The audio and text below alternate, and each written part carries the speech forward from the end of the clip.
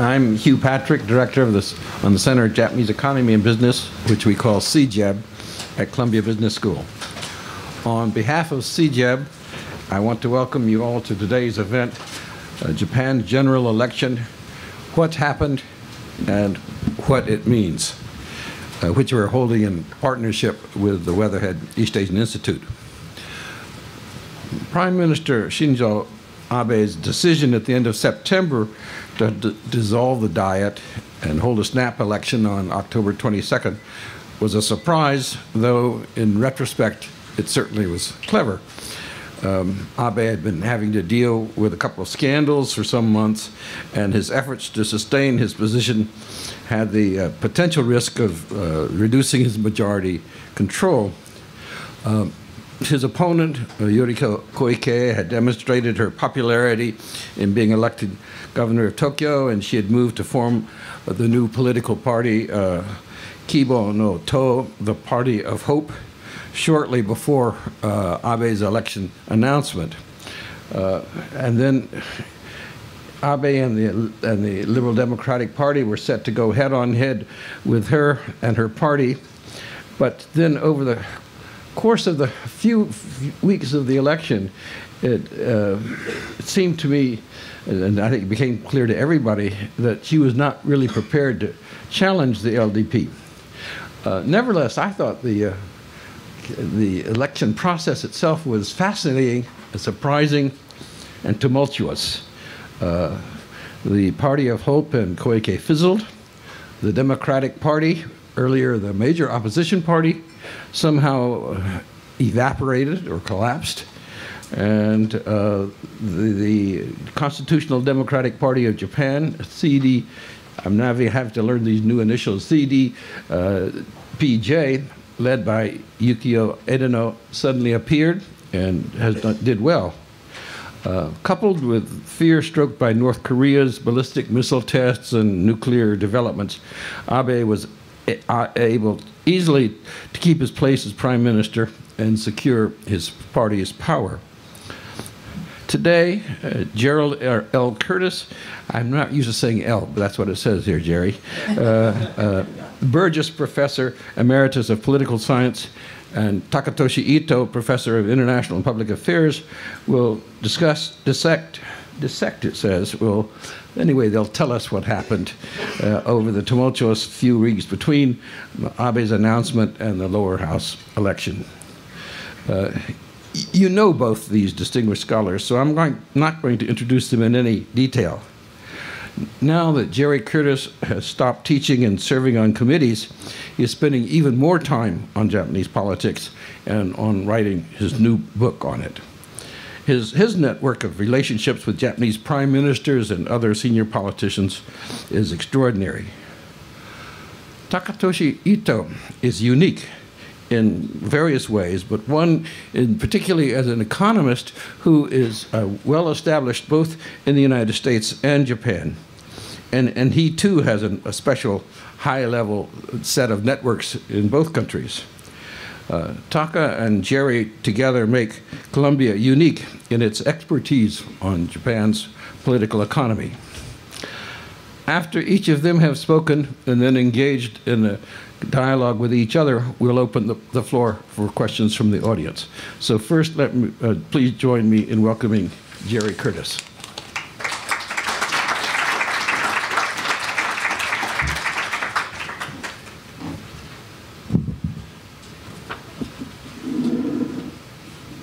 Oops, that's not going to work. Hi, good afternoon. It's nice to see so many people in the room. So I want to talk about this election that was held on October 22nd and its aftermath. And I'm going to frame the conversation or the discussion in terms of answering 4 questions. What, why, so what, and what then? What happened? Why? How do you explain these results? So what? So what does it mean for policy going forward? And what then, meaning what happens after Prime Minister Abe finally leaves office? So first, what happened? What were the results of this election? When the election was called, the LDP had 290 seats in the Diet. Diet has 475 altogether. It had 290. It won 284, but the lower house had been reduced by 10 seats. So the percentage of seats it won on October 22nd, exactly the same as it had going into the election. You only need a majority, you only need 233 seats to have a majority, so the LDP has a majority, and with the Komeito, it has 2/3 of the seats in the lower house, just as it did before the election.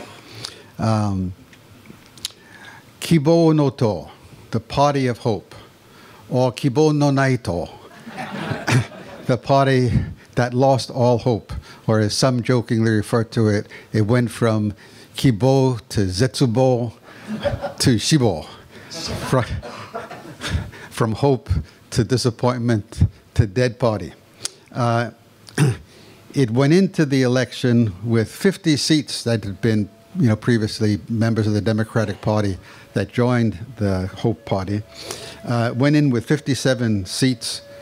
Did I say 50? Went in with 57. It came out with only 50. So I'll come back in a minute to explain what happened, but the popularity of Governor Koike and her party fizzled. The leading opposition party in the Diet now is a party called the Rikken Minshito, or the Constitutional Democratic Party of Japan, CDPJ, a new one to remember.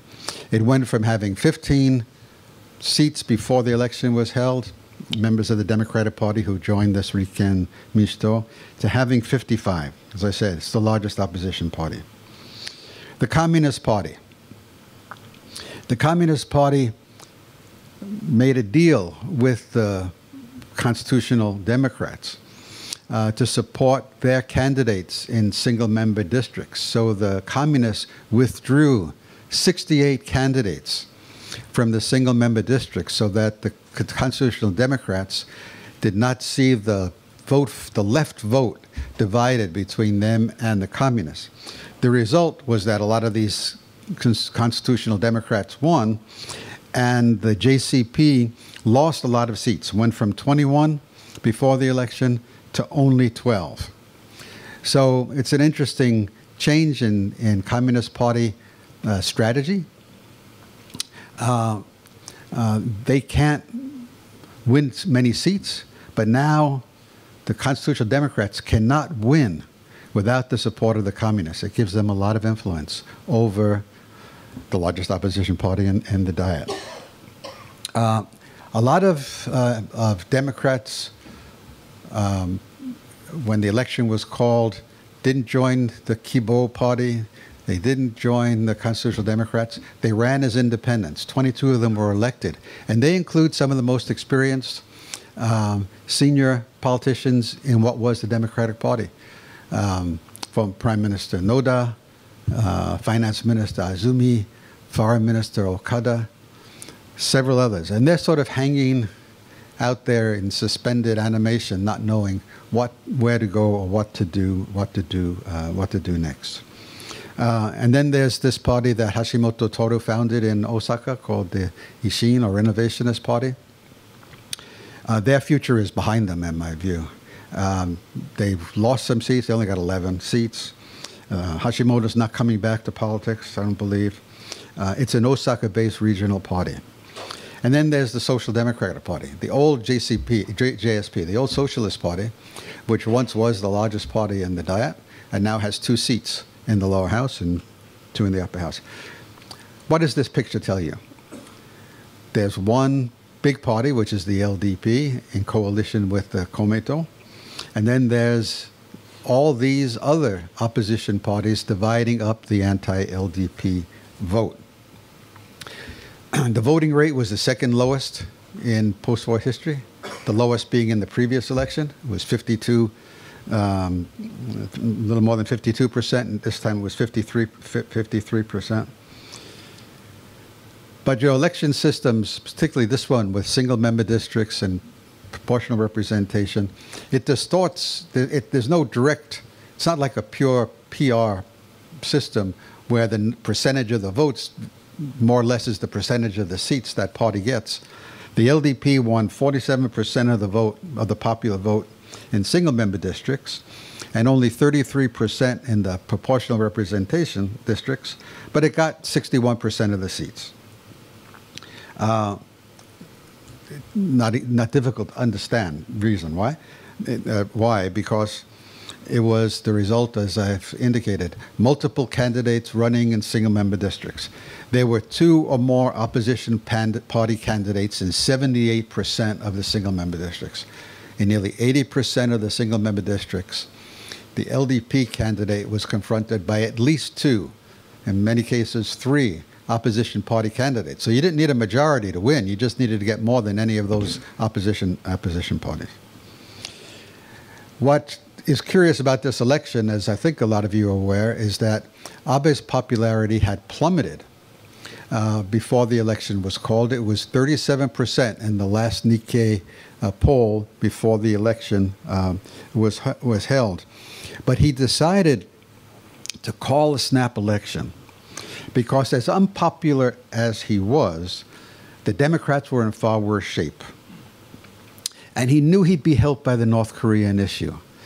People are scared about the possibility of some kind of a military conflict with North Korea, and absolutely committed to the idea that Japan has to have a strong relationship with the United States, meaning a good relationship with the President of the United States, who I need not remind you who he is.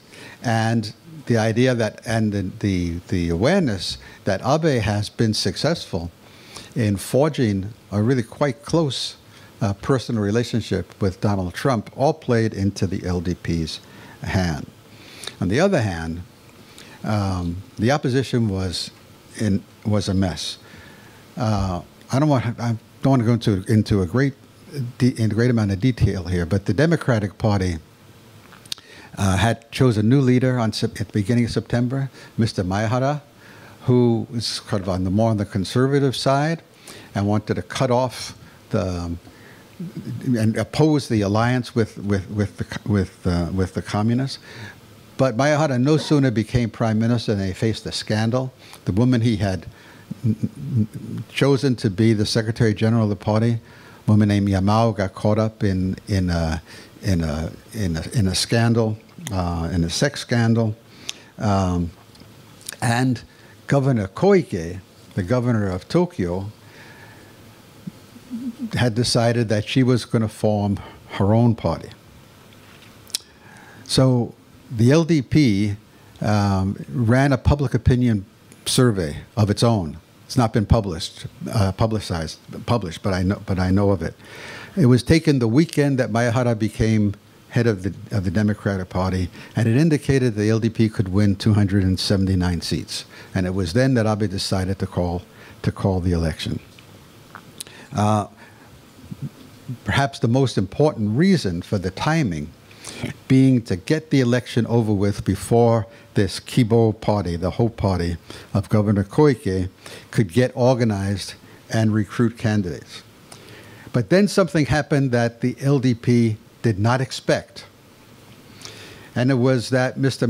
Maehara approached Koike and said, why don't we merge the Democrats into the Hope Party? We'll dissolve the Democratic Party and run our candidates on your ticket and have Koike's popularity lead us, if not to power, at least get us so many seats that Prime Minister Abe would be forced to resign. And on September, to see a little timeline, on September 25th, Koike held a press conference. She announced the formation of the Hope Party with herself as the party leader. And the next evening, she and Maehara and the head of Rengo, the Labor Federation that backed the Democratic Party, met at 11 p.m. at the Imperial Hotel, where they agreed on bringing the Democrats into the Kibo party. I saw former Prime Minister Fukuda a few days ago. I just got back from Tokyo, who said that for 24 hours, he was worried that when President Trump showed up in Tokyo, Prime Minister Abe would not be the Prime Minister, that the LDP was heading towards a major defeat in this election because of the Kibo Democratic Party unification. But it didn't take 24 hours before Ms. Koike threw away the opportunity to bring about real political change in Japan. On the 29th of September, she had a press conference, and she said, in which she said in Japanese, Zein, that is, all the members of the Democratic Party, Zein o ukeireru ki wa sarasara nai. I don't have the slightest intention of giving the nomination of the Kibo Party to all the Democrats. This came the day after all the Democrats met, all the members of the Diet in the Democratic Party met and voted unanimously to join the Kibo on the promise that Maehara made that they would run on the Kibo ticket. And she then used this expression, which was the kiss of death as far as the prospects for the Kibo Party was concerned, by saying that people that didn't sort of sign a kind of loyalty oath to her positions, she would haijo suru. She would exclude them. It really has the sense in Japanese of kind of purge the opposition of these terrible individuals who didn't agree with her on basic policies. And then to finish it off, 2 days later, on Sunday morning, there's this NHK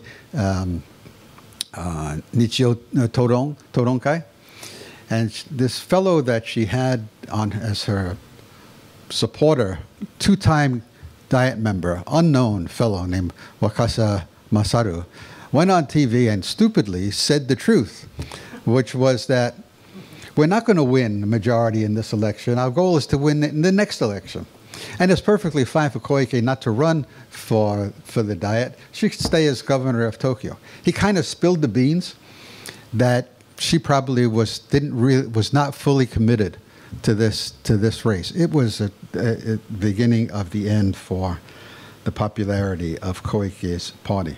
And then 2 days after that, Mr. Edano, that Hugh mentioned earlier, formed this constitutional Democratic Party. Now, I know you've memorized everything I've just said, and you got it all down perfectly right, but the main point here is that the LDP, with the Prime Minister's popularity at 37%, did not so much win this election as the opposition threw away the opportunity to win this election. And you could see it on Mr. Abe's face when the results came in and he's putting these little flowers up on the board that has the names of all the LDP candidates of the winners, and he was not smiling. There was a sense of relief that they pulled this off, but it had to do more with the failure of the opposition, in particular, the failure of Ms. Koike to take advantage of the situation she was presented with. She was seen as arrogant, undercutting the argument that had been a major argument in this campaign, that Abe had become too full of himself, that he was arrogant, that the Kante, the Japanese White House, the Kante was running everything. Then she refused to run in the election. And not running in the lower house election meant two things. One, the party had no leader, no identified leader, who, if they were to win, would be their candidate to be prime minister. But more importantly, it signaled to the public that Governor Koike herself didn't think the party stood a chance to win. Because if she did, she would have run, because what this election was all about for her was becoming prime minister of Japan. And so she got carried away with the idea that she could do at the national level what she had accomplished in the Tokyo governor's election. She made I've known her for 30 years. And Koike has always had a fairly high opinion of herself. But in this case, she made all the decisions by herself. She didn't consult. She didn't run. The party had no leader who was a member of the Diet, no one to put forward as prime minister candidate, and it had no policy agenda to speak of.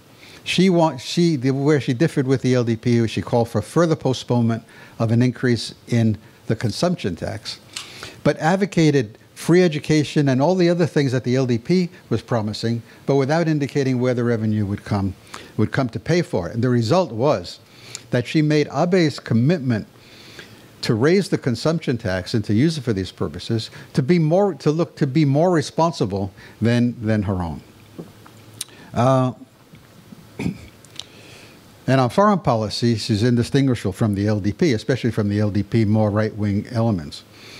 So she didn't appeal to the LDP voters, and by excluding the left, the more liberal members of the Democratic Party, she sort of cut off that wing of voters from support for her party. There's an important kind of political science-y point to make here. In a single-member district system like Japan basically has, the only way to win a majority of seats is to be a so-called catch-all party. You have to reach broadly across the political spectrum. If it's a proportional representation system or the old Japanese multi-member district system, you could have a narrower support base because you don't need a majority. Majority comes from coalition. So if you're in a single-member district system, you have to reach across fairly widely across the spectrum. So what Japan has been groping for, but is not close to getting, is one catch-all party that's kind of center to the right, and another that's center to the left. That's what people thought the Koike Kibo party might become, but it cut off, as I said, kind of its left limbs, and the result was it did very badly. The situation for the political opposition in Japan is more dire than ever before. There probably will be defections or expulsions from the Hope Party over national security issues and constitutional revision. The constitutional Democrats have no hope to become a major party in Japan, in my view, unless they move to the center on national security issues. This is the big issue that the left is really not so left anymore, but the opposition has to come around to a position of accepting a consensus on national security policy that involves accepting what Abe has done in terms of the security legislation that was passed a couple of years ago, the reinterpretation of the Constitution to accept a limited degree of collective defense role for Japan.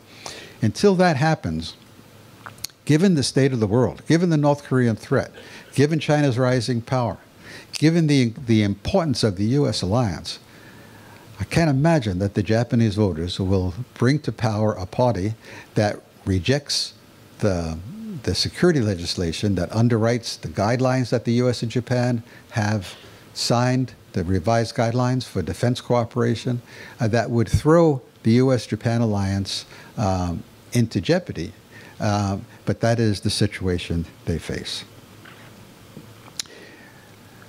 Abe is almost certain now to get a third term as prime minister, that is, as president of the LDP. The election is in September of next year, and will get a third term as prime minister, meaning that competition for succession won't occur until 2021. And if he lasts that long, he will be the longest-serving prime minister, not in the post-war period, but since the Diet came into being in 1889. So he'll be the longest-serving prime minister in modern Japanese history. What is likely to happen on the policy front?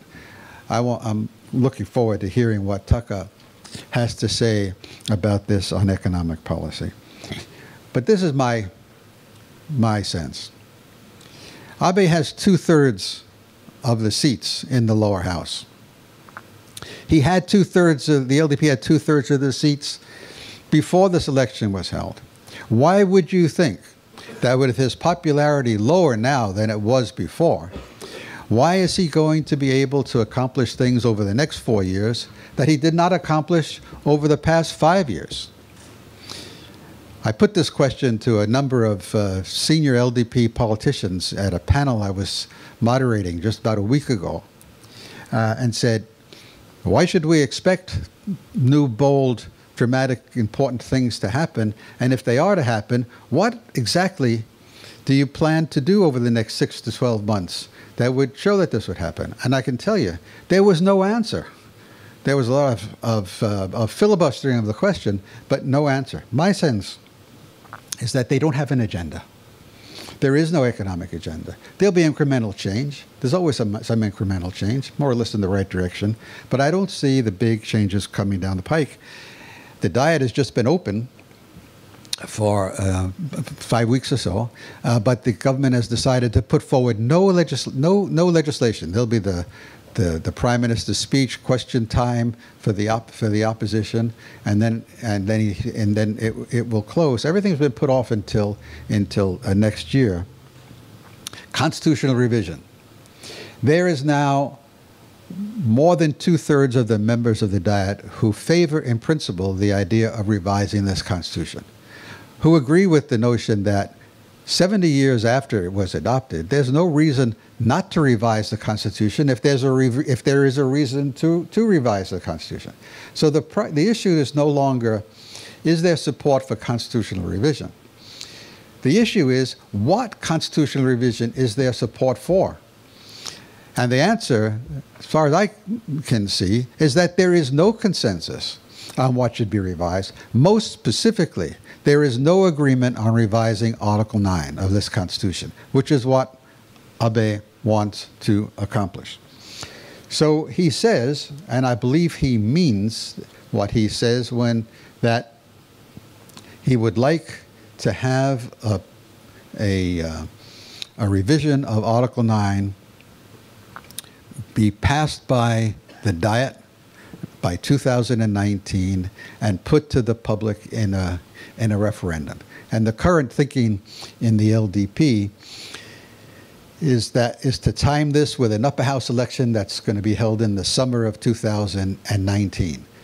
The concern in the LDP being that if they just have a referendum with alone, that those who are opposed to it will come out in full force, while most of the other public will not bother to vote.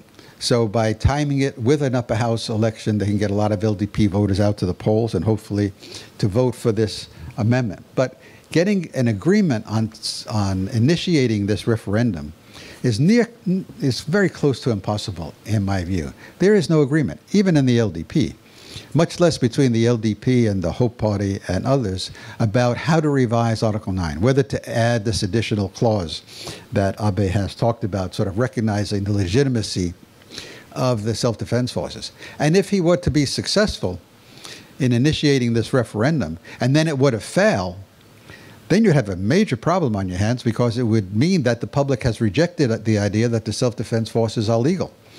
So, long story short, I don't believe that as long as Abe is prime minister, there's going to be revision of this Constitution. And what I do think is likely to happen is that so much attention will be paid to this issue, so much political capital will be invested in this issue, that not much of anything else is going to get done. Finally, then I'll stop after two brief comments. Who comes after Abe? What comes after Abe? Nobody knows. I think what we know is that the people who now, if Abe were got sick or for some reason left office next year, then names like Kishida and Ishiba, maybe even Mr. Suga, possibly Aso, those are the names you hear. But 4 years from now, they'll all be passé. So in the next decade, we'll see new politicians emerge in Japanese politics. some are already there. Kono Taro, the foreign minister, or Motegi, the economics minister, but Shinjiro Koizumi, one of our alums, and some others will. We don't know who, but I think what's going to be interesting next decade is just all the leading politicians in the 2020s, they're cosmopolitan, they're close to bilingual, been educated in the United States, at least in graduate school. They come with a different mondaisiki, a different problem consciousness than the older generation. There are two fundamental problems with Japanese politics. One is the weakness of the opposition, and they're related. One is the weakness and the impotence of the political opposition. And the related one, and very critical one, is the weakening of the Japanese system of checks and balances. In the old days, there were factional conflicts in the LDP that acted as a check on the government. The bureaucracy had a degree of autonomy that acted as a check on the government.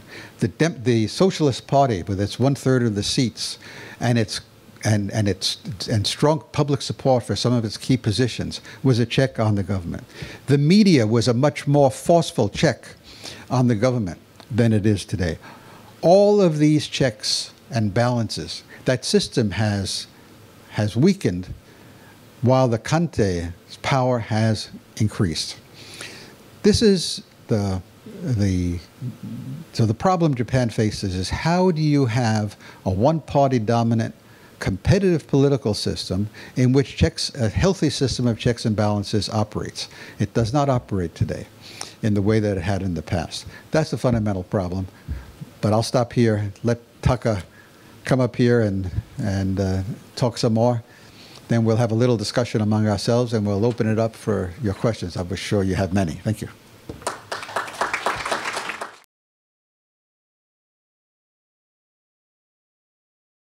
Okay, so my role is to add some content, economic contents to this election.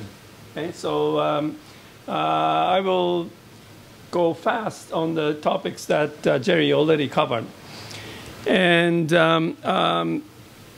so one common theme is that why Abe called the election at this very moment that approval rating was so low. And well, some part was unexpected, but it turned out that this was not a problem.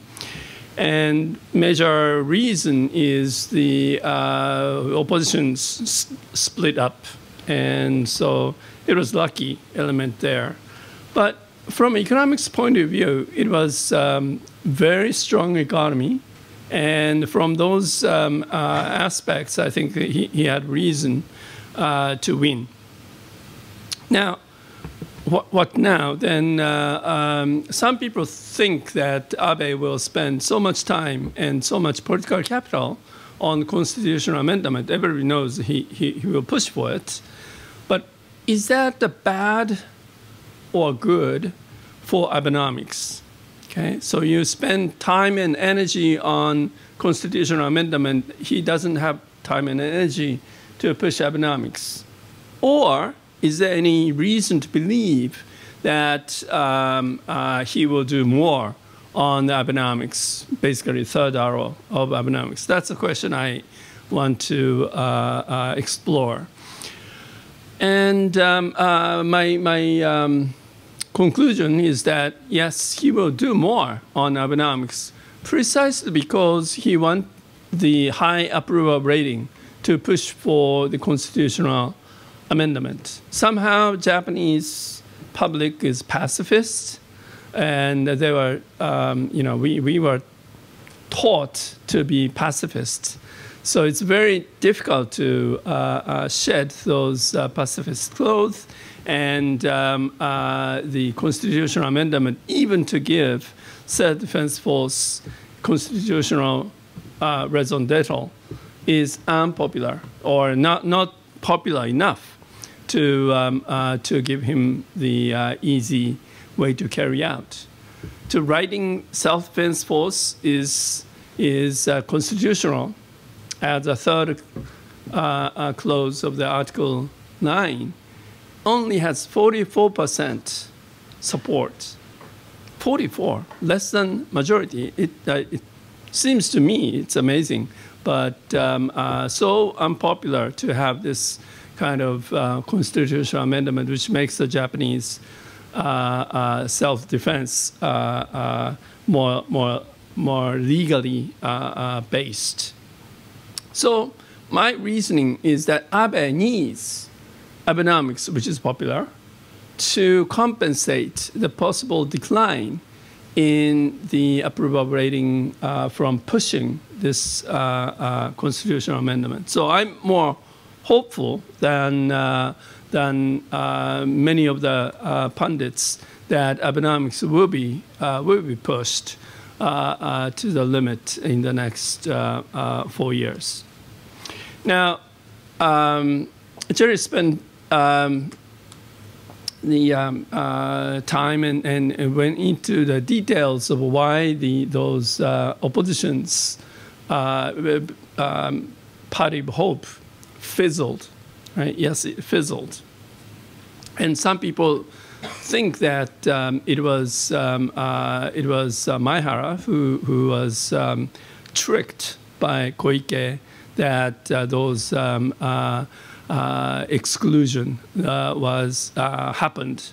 But my view, this is more speculation than conviction, but my view is that it was intended. It was intended to purify those opposition positions, namely that Maehara was sick and tired of those broad coalition within the party that he wouldn't be able to lead. Some people are more conservative, close to LDP. Some people are close to communists. And it's just impossible to manage those broad-based party. And he experienced it in the 3 years that they were ruling, the ruling party. Okay, so my prediction of the opposition is that they'll come back. They'll come back and try to find the positions in the those conservative and liberal axes. And I'll give you the axes to think about, both in political axis and economics axis. Okay, so that's where we go. All right, so this is approval rating, which Gerry talked about, right? Gerry talked about Nikkei, but this is the NHK approval rating.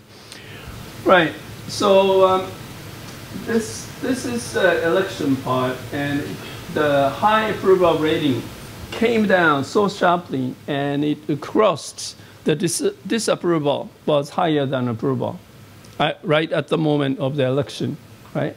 So some people think that, well, Abe didn't expect that it will drop so much after dissolution of the Diet. But he won, and what happened 1 month later, which is just yesterday, the number came out, and it snapped back to 47% approval rating. So yes, the election was the worst moment for Abe. Still, he won, and look what happened, it snapped back. So it was so short, brief period of unpopularity. Okay, it swung back, pendulum swung back immediately. So I guess unpopularity was very brief, short period because of this, I wouldn't even call it a scandal, but the some controversy on how Abe gave the favor to his friends or not. Okay, so it's a controversial point. But this is, this is sort of a remarkable high approval rating for Japanese prime ministers, but also probably for the leaders in any country. And I would expect this higher approval rating will continue in the next 3-4 years. Okay, so I skip why Abe won because Gerry talked about it. Where Abe will go is my question. Economics question is that whether Abenomics will be propelled more because or despite of the constitutional amendment. Okay? And my conclusion is that Abe needs it. Abe needs Abenomics to keep this approval rating higher so that constitutional amendment will be succeeded. Okay? So that's a logical, my logic that I'm hopeful that Abenomics will be kept on track. Okay, so then Abenomics, what does it mean? Well, what's left is the third arrow.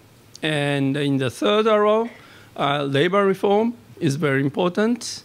And free education is now on the agenda. And there are many, there are unclear aspects what free means and how to pay for it. But he will push this agenda. It'd be wonderful if universities become free in Japan, but I don't think they can pay for it. I mean, the government can pay for it, so it won't happen. But they will find a way to call it free education. Zero waiting for nursery school. This has been talked about, promised many times, and broken many times. But he finally wants to do it in 3 years, and he will have a shot at it, but we will see. Then pushing innovation, okay? So the building human capital and carry on innovation, those are two things that he's now emphasizing. And this is two good things from growth theory point of view. But we will see how, in details, he will implement those promises. Okay, shifting a gear. So this is my axis, okay? So political axis on the horizontal and economic axis on the vertical, right? So political rights is that let's change, amend constitution. Political left, don't touch constitution. We have a peace constitution, and this is the best in the world. Renounce the war, and we'll keep it. But as Gerry mentioned, now with the threat of North Korea, the gravity is moving right in the political axis. Okay. Now, what is the economic right? Economic right is, well, like Republicans in the U.S., although Republicans now in very confused positions right now. But the basically market mechanism. You believe in the market mechanism.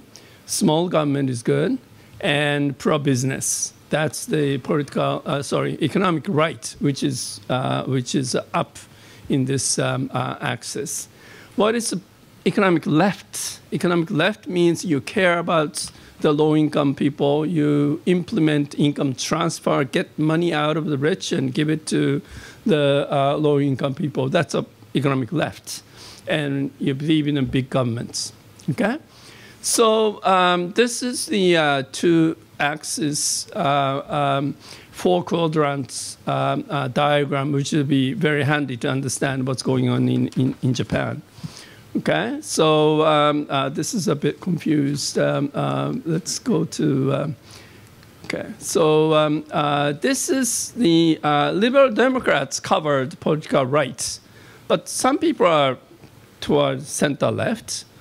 Democratic Party, which before the split had all four quadrants in their party. The communist socialists are far left in both political and economic axis. Okay.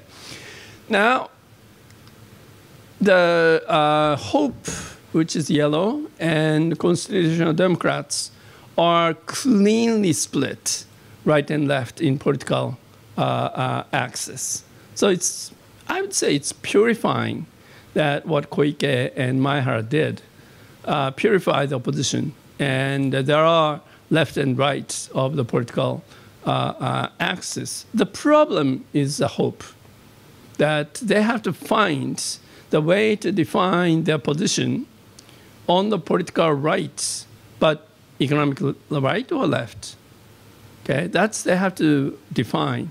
Otherwise, they are very same as LDP and very difficult to think how they survive. Okay, so if they could take, which Koike sort of was leaning towards the last week of the election campaign, that they tried to appeared to be taking economic left, no nuclear power, green, and kind to the low-income family and so on. That she sort of started talking about it, but obviously she didn't think about it very hard. So economic policy was not well formed among the Hope Party people. They sort of split on the political right and left, but they didn't think about the economic right and left. That's a problem of the Hope. And that will be a problem of the Hope in the coming month and year. So this is a list of the campaign platform of Party of Hope, but there aren't, they are not really grounded in the economic philosophy. I suspect she said it just off the cuff, and so they have to think very hard. All right. So that's the Hope for the Hope. And we'll see how it will evolve from here to the next election. Thank you very much. I would like you all to sort of focus on where you disagree or where you put how your priorities are different in the next few minutes, and then we'll open it up to you all. So I don't disagree very much with what Taka said, but if I didn't disagree at all, you'd be pretty disappointing for all of you. So let me mention 4 points where I think needs a little more thought. So Taka says, somewhat counterintuitively, that Abe's determination to get constitutional revision will not lead him to ignore Abenomics, but will put more emphasis on Abenomics to try to get his approval rating up higher to get constitutional revision. I don't think so. It's not that he's going to emphasize Abenomics. He's going to emphasize populist economic policies, free education, assistance for single mothers and poorer people. He will advocate populist measures that are going to worsen Japan's fiscal situation without bringing about the kinds of structural reforms that the so-called third arrow was intended to bring about. That's the first point. Second point, he says that Abenomics is popular. I don't think Abenomics is so popular. At least a lot of aspects of Abenomics is not popular at all with many people. So-called white-collar exemption, labor market reforms that would sort of exclude sort of managerial class people from limitations on working hours, has been attacked by Rengo, Labor Federation, and others. This whole business of hataraki kata, I don't know what the good English is for it, but way people work or live, and with the supposedly it should shift into a system in which salaries are based more on merit than on seniority, in which you get the same pay for the same work whether you're a full-time employee or a contract employee. There's a bill that the LDP says it's going to put forth in the Diet next year. They've postponed it. But these are not kinds of things that you can actually legislate with laws. These are culturally embedded behavior that can change, but change over time. And there's a lot of resistance to it.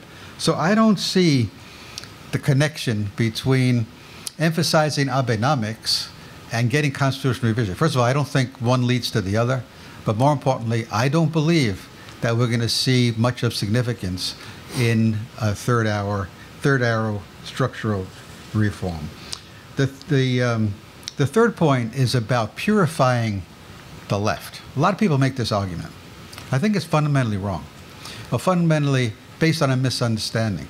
If you purify the left, that is, drive the so-called liberals, the more left people, out and have an opposition party that looks a lot like the LDP, there's very little incentive to people to vote for it when they can vote for the LDP. I don't think Mayahara was tricked by Koike. I think in a sense he lied to the members of his own party when they agreed to dissolve the party, include it in the Diet. But he lied believing that it would be only a very few people who are clearly left in the Democratic Party that would be excluded from running on the Kibo ticket. Not all of the people that she excluded. That came as a surprise to Mayahara. The thing with Mayahara that's in a way kind of a puzzle is he made this deal with Koike without getting any commitments from her. No commitment on running the candidates who in the Democratic Party. No commitment from her on running the election herself. No commitment on anything. And there are two ways to explain that. One is he was naive. But the other, which I believe, is that he knew he had no leverage. That if they went into the election, the Democratic Party went into the election as the Democrats, they would lose most of their seats to this new Kibo party. I'm going to give you one more minute. All right, thank you. I appreciate it. You're lucky. I'm always lucky when I'm sitting next to Hugh Patrick. And finally, on this point, you know, the economic left, economic right, political left, political right. The problem with the LDP is that it's political right, but economically, it pretty much slides over into the left, particularly as long as it's in alliance with the Komeito, which it needs. It absolutely depends on alliance with the Komeito. Well, Komeito only has 29 seats in the lower house. That's not what counts. What counts is that there's somewhere probably around 12 million Soka Gakkai members that come out and vote for LDP candidates in single-member districts because they're told to do so by the Soka Gakkai organization. Without Soka Gakkai's support, but what happened to the LDP at the national level is what happened to it in the Tokyo Metropolitan Assembly election. So the idea that the LDP will leave the economic left to the opposition, I don't buy it. It's not going to happen. So this is why, and finally, yeah, my minute is longer than your minute. About 3 minutes longer. Okay. Oh, and Abe remains unpopular, even though the popularity of the cabinet has gone up now to, around 50%. When people say, "Do you trust Prime Minister Abe?" 48% say no. It's very high. So this is the situation, as I see it. I give you equal time. Okay. So I'm glad to find out that, yes, we have a debating points. And some of them we have to see the history will prove one way or the other. But I think logically speaking at this moment of the history that I think Abe will sound populist, may sound populist, but he needs good economics logic. Otherwise, fiscal goes to bust. So probably ASO will play a very crucial role to keep the rein on the populist inclination of Mr. Abe. So I don't, I would admit that Abe may sound populist, especially on this free education stuff, but I don't think it's going to be free education. It's only free education for the low-income families, and that's respectable position to take. Abenomics is I would say still popular. This is a sharp distinction between Gerry and me. But if you point blank ask people, do you support Abenomics? I would say yes. Majority would say yes. Only when you go into details like white collar exemption that there will be a division. But Gerry mentioned this hataraki kata kaigaku, the how do you say revolution of the how you work or work-life balance. Work-life balance, loosely speaking. No, this is changing.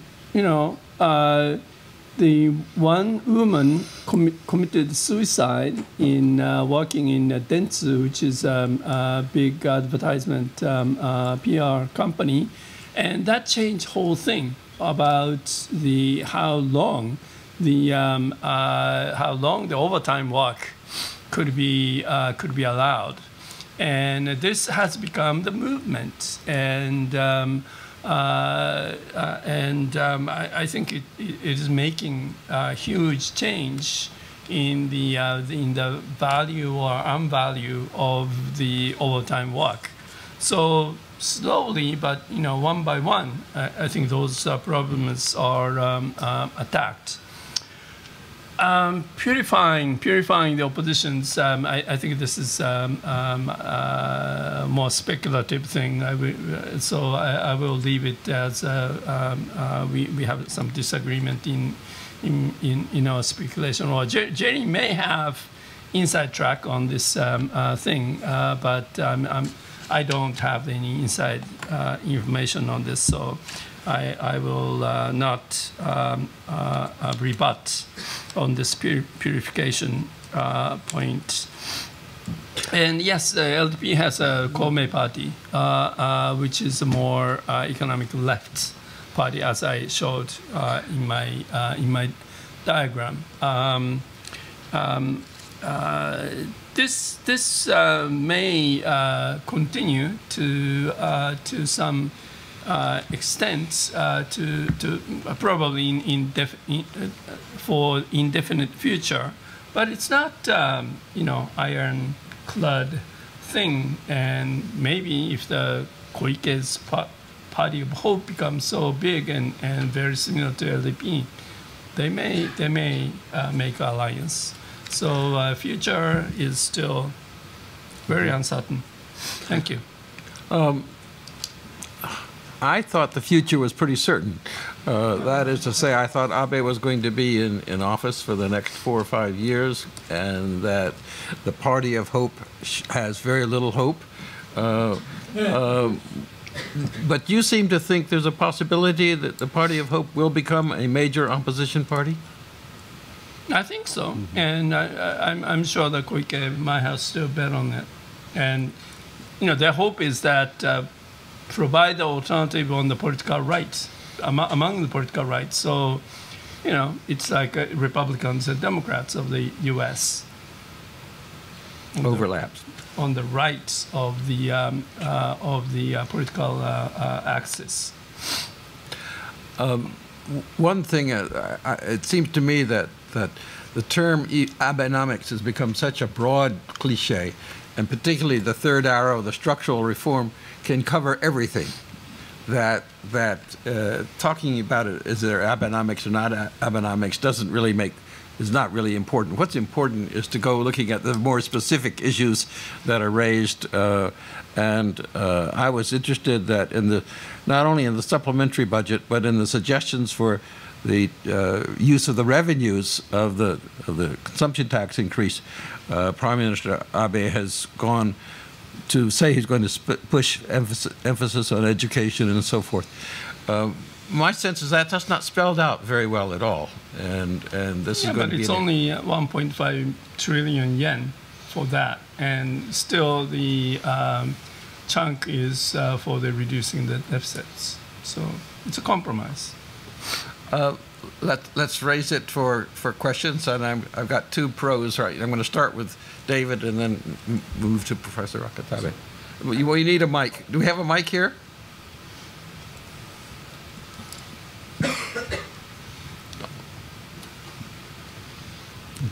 Third. Hi, David Weinstein, Columbia. I have a question that I want to kind of zoom out from the very deep, from the details associated with this particular election, to ask a question about Japanese politics that bothers me, which is, right, when I think about politics and I think about, say, the graph that Taka put up, or discussions about the issues, I think politicians want to be elected, and they try to tailor their views such that they win elections. And if one politician can't tailor his or her views, somebody else comes in who kind of redefines what a party means and eventually wins elections.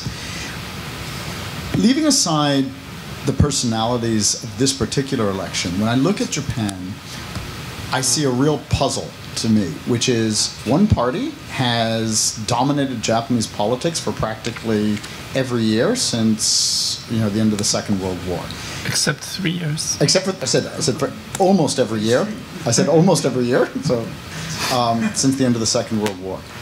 So, and this seems to be continuing, and we have models of elections, or we have theories of elections that say, you know, you should move to the median voter, or you should reorganize such that you win elections. I don't see that happening. So, leaving aside personalities, right? Because we can always, every personality, every election, we can say, well, if only Hillary had spent more time in Wisconsin or Michigan. Make your question. So leaving aside the personalities, what is it about Japanese politics that results in one-party rule for almost every election? So that's the $64,000 question about Japanese politics, for which there's, frankly, no good convincing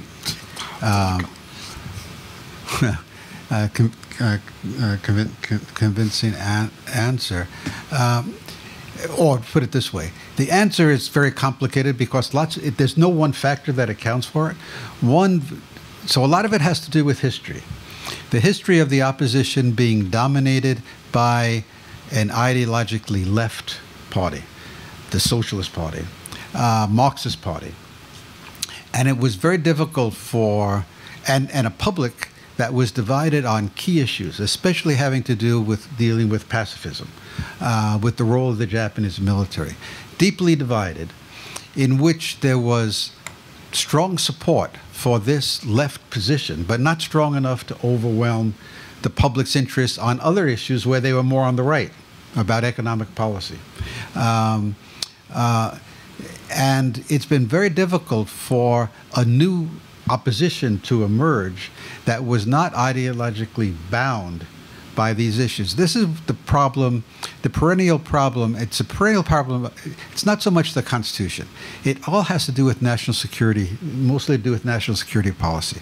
One of the peculiarities about Japan is that it's a country that prides itself on its pacifist attitudes and also on having a military alliance with the United States, in which the U.S. is committed to use nuclear weapons if necessary to defend Japan. It's not that Japanese don't believe that that military force is necessary to defend the country. They don't want Japanese military force to defend the country. They want Americans to defend their country. This has been a problem that Japan has not been able to get around. And Abe has been pushing to try to move in a new direction, right? Collective defense, limited, mostly because of Kometo's pressure, limited collective defense. So where Taka may, his speculation actually has some prospects of happening. If the Kibo party, they have to get over Koike. They got to get beyond Koike. She is not the future of this party. She thinks she owns the party, but she has to leave it to the members of the Diet. They don't have a very impressive person yet to lead the party, but it's quite possible that Koike's party, or the Kibo party, will define itself as a party of the center-left, meaning it is on, it agrees with the LDP on fundamental national security policy. It agrees on constitutional revision, though it may disagree on the specifics. And it takes a more sort of slightly left of center position on economic policy. There's a huge constituency for that policy. There hasn't been a party to represent it. So perhaps that will happen. But it's going to take several years for that to happen. That's where the key people in the Kibo party would like to take it. And they have to overcome the disaster that was this election. It was a disaster. They should have been able to deprive the LDP of at least 50 or 60 seats, which would have forced Abe to leave office. And they failed. So it's a failed party that now has to create an image to the public that it can be a successful party. So it'll take time. But that's not an answer, but it's part of an answer. So simple answer to David is that LDP had factions which played like opposition parties. So one faction is stayed too long, then the opposition within the party became the prime minister to change the course of the economic policy and slightly on the political axis too. So LDP had a lot of change of the power within, and it doesn't matter whether it's called LDP one-party system, but there was a change of regimes. Secondly, I like Gerry's prediction, and I will give the timeline. I think that Gerry's prediction will happen in 2021, after the Olympic Games. I think you think a lot of things are going to happen in 2021. And I think that may be right. By the way, just one quick point. What he said about factions was true, but it's not true anymore. And so explaining why the opposition doesn't coalesce now that the LDP is a much more unified party is not so easy. No, they had a chance in 2009 for 3 years. They failed. Oppositions failed. True. So we shifted from within the LDP factional fight to, yes, the genuine two-party system. They thought in 2009. The question is why they failed so miserably. Which is why has the opposition failed? For one reason or another, it's always failed. Yes. I'm sorry.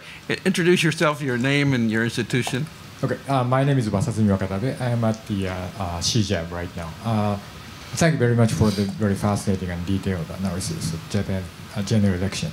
I have two questions, just briefly. One is about the role of media. For example, it seems like that soon after the Prime Minister Abe made his intention to revise the constitution clearly on May 5th, the media began sort of attacking the Prime Minister. That's the kind of and then his approval rating has been plummeting. Precisely at that moment, that's the sort of controversies about his Prime Minister involvement with the so-called Moritomo Gakuen and Kake Gakuen problems emerged. And also another example is Miss Koike's popularity. Soon after she declared that she would purge some member of the Democratic Party of Japan, that was sort of a kind of turning point, in my view, in the Japanese media discourse. Before that, the Miss Koike was portrayed as a sort of Joan of Arc against the Abe dominance. But then her image changed to somewhat, she was more or less like arrogant person. So what do you think about the role of media in Japanese politics right now? Has it changed the same or more influential or so? I'm going to let answer that one. Yeah. And then we'll come back to you after a couple of others, okay? Media? Either of you want to respond?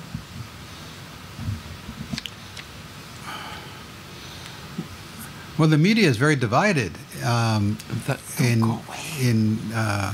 its attitude. So you have, sort of Asahi and Mainichi, Tokyo Shimbun on the left, very critical of Abe, critical on constitutional revision issues, and then the Yomiuri and Sankei, sort of much more pro Abe. So the media is influential, as it is everywhere. But I don't see that the media in this election campaign sort of drove public opinion one way or another. I think if Koike had not made such foolish decisions about, excluding people, about not running in the election, about lots of other things that undid her, she probably would have enjoyed a media boom. They were, I think the media everybody was they're kind of bored. Abe's been around a long time. It looked interesting. So yeah, the media can play that kind of role everywhere, and it plays it in Japan. I would make more of it than that. Do you want to add? No. Okay. Yes. Next. Yes, Yale and Tsinghua University. Actually, my question was basically the same as David's, so I'm off. Then I had back here the gentleman. Yes, I'm going to stand up there. I saw one hand up, and there was. My name is Peter Chow. I'm with CUNY. I have one question. Last Friday here, Christina Davis from Princeton said that there is a portrait coalition between LDP and the Komeito in this election. And I recall in the last upper house 2 years ago, the LDP lose 5 out of the 6 seats in those agricultural predominant area. So would you, either one of you, elaborate what was the difference of the strategy between the last election on the upper house and this past election at the lower house? Thank you. Gerry, that's your question. I'm not quite sure I understood what the question. In the last upper house election, Komeito and I guess LDP fought, and this time. No, they didn't. They did. The LDP and the Komeito had a falling out in the Tokyo Metropolitan Assembly election when the Komeito lined up with Governor Koike, but that was a local election. At the national level, the Komeito and the LDP have been in coalition since 1999. And that has continued, so that's not a change. The upper house is different from the lower house. The Komeito runs its own candidates and so on, but I don't think there's a big change there. I think you may be referring to the Tokyo Metropolitan Assembly election. Here and then I'm standing up because I can't see people if in the back. If there are other hands in the back. Very shy people in the back. Yes. John Vale. John Vale from Nico Asset Management. Is that on? It's not on. Mic's not working. No. Okay. Better? Yeah, it's better. John Vale from Nico Asset Management. I'm just curious, if you had to put a number on it, how many within the LDP now, and what percentage of the entire lower house would you say would vote for the constitutional amendment, as you stated earlier, where it just says legitimizes the existence of the self-defense force? Not the general public, just the politicians themselves. I don't have the exact number in my head, but roughly there was a poll taken among Diet members after this election, precisely asking that question. It was about 55%, as I remember it, who support it. That's not enough. You need 2/3, and that was in the lower house. It would be probably less in the upper house. So I think it's very hard to get to 2/3 support for that. For amending or adding a clause to Article 9, especially since no one knows how the clause would be phrased, and how it's phrased is important. So already the Kibo Party, Hope Party people have Koike herself came out against Abe's proposed revision of Article 9. I'm not, I wouldn't say it's absolutely impossible, because between now and the summer of well, that would be the election, but between now and the beginning of 1919, when the bill has to pass the Diet, it may be, depending what happens with North Korea, how relations develop with China, a lot can happen in the next year and a half that might lead more people in the Diet to support this kind of moderate reform of Article 9, but it's very hard. But I don't think it's like. I think it's very unlikely, not impossible, but very unlikely. And as I said, and where I guess maybe Taka and I have a rather different view, is I believe that Abe really wants to see this happen. I also believe, by the way, that he doesn't think it's going to happen, but he's going to push it because he wants to push. If he can't get a revision of Article 9, he at least wants the public to come to grips with debating the necessity of revising the Constitution. And I would think that he might take a position in which he'd advocate doing something else in way of a constitutional revision that was kind of non-controversial, just to break the taboo on constitution on that it cannot be revised. But I don't think we're going to see revision of Article 9 for the reasons I've already indicated. And as I said, what I meant when I said when Tuck and I have a different view is, I think that the more he's going to put a lot of human capital into a lot of his political capital into trying to make revision happen, and that will tie up the Diet in this kind of emotional debate. So it'll be very difficult to get any significant legislation passed. I think LDP party executives can pass the resolution that they have to obey. The party members have to obey. Otherwise, will be on constitutional revision.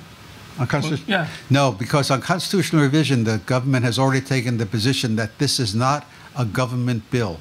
This is not a government decision. This is a Diet decision that has to be made by the Diet members. So the LDP Diet members will have a Diet members bill on constitutional revision. The government will not submit a bill on constitutional revision. Yeah, but I said the LDP executives, not yeah, government. but the LDP executives cannot.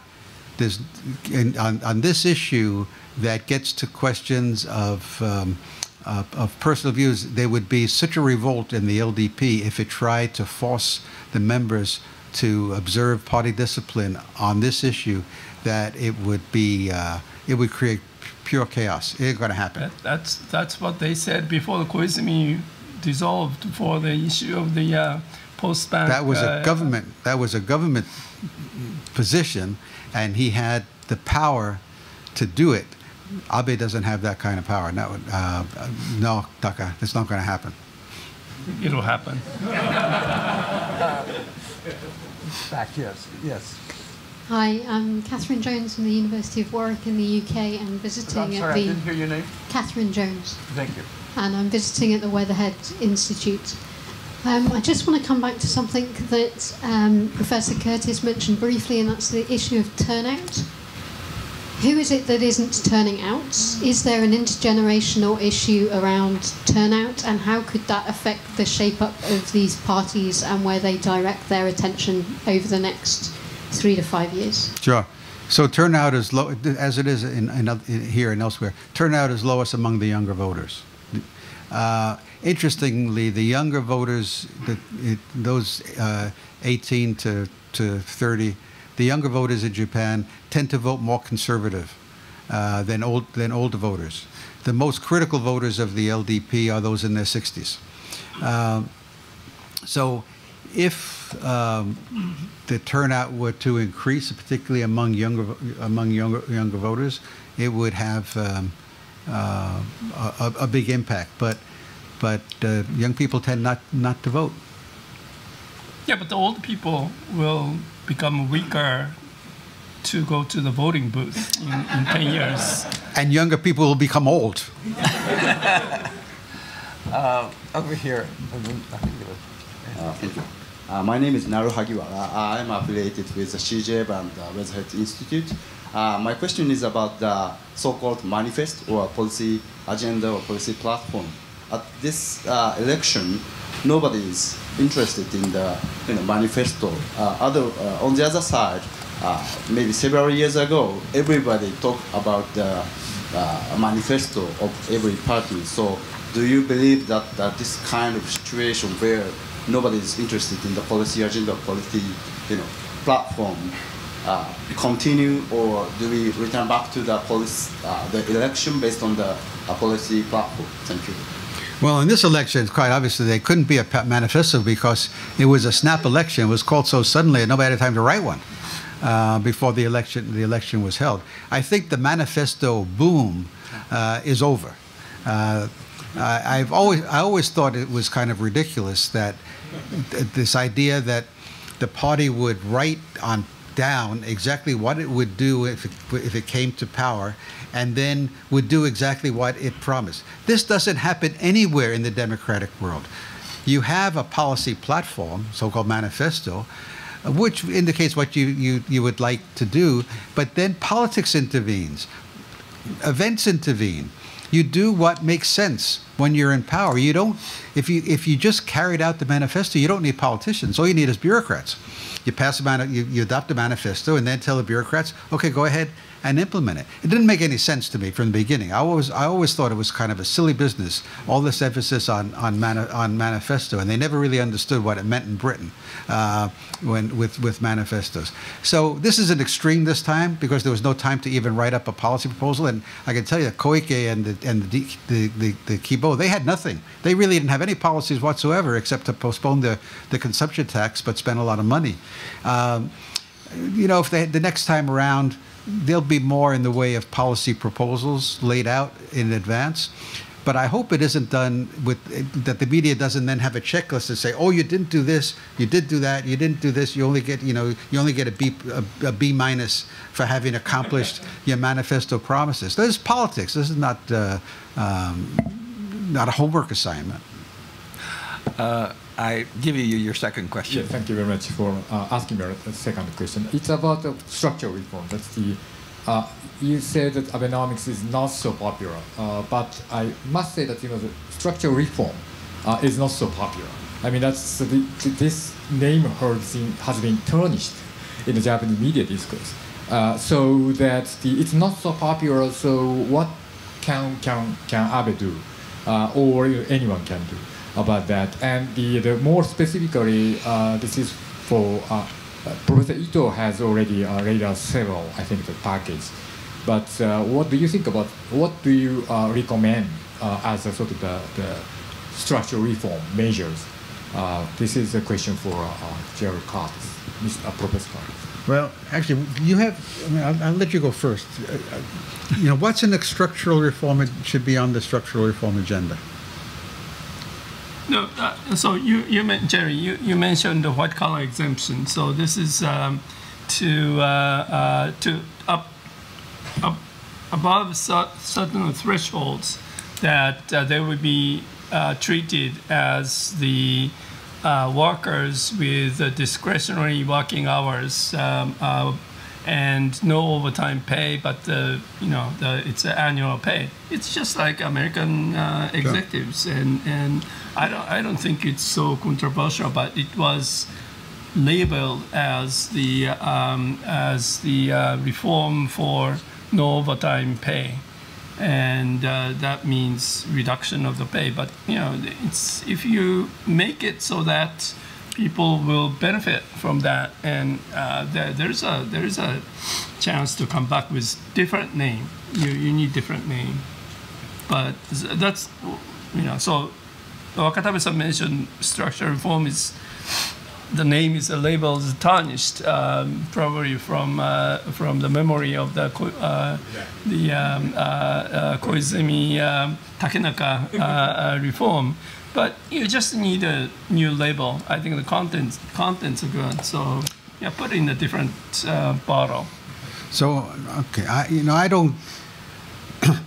I don't see that there are any, that the big issues, big structural reform issues are, that the government is about to try to deal with very big issues. Lots of small things are happening.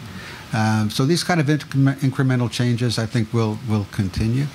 I think one of the issues now is, allotting the bandwidths for television. It's been monopolized by the major networks in Japan, and almost every other country. It's an auction system, and that's why you have so many channels and more access for different. So there is, I think, there's a good chance that a bill will be passed this year to move Japan, and that there's tremendous resistance from the newspapers that own the TV, and the TV stations affiliated with them. That's kind of important. It's not it doesn't make front page headlines, but it's kind of it's important. I think but all these big labor market reforms, they're all slogans. Hatakata kaikaku. It's not going to have. What does it mean? Give me some specifics. I don't see that there are very many. I think there's more that can be done on agricultural reform, but my impression is that this administration right now has no clear strategy, no agenda for moving the so-called third-hour reforms forward in a very bold manner.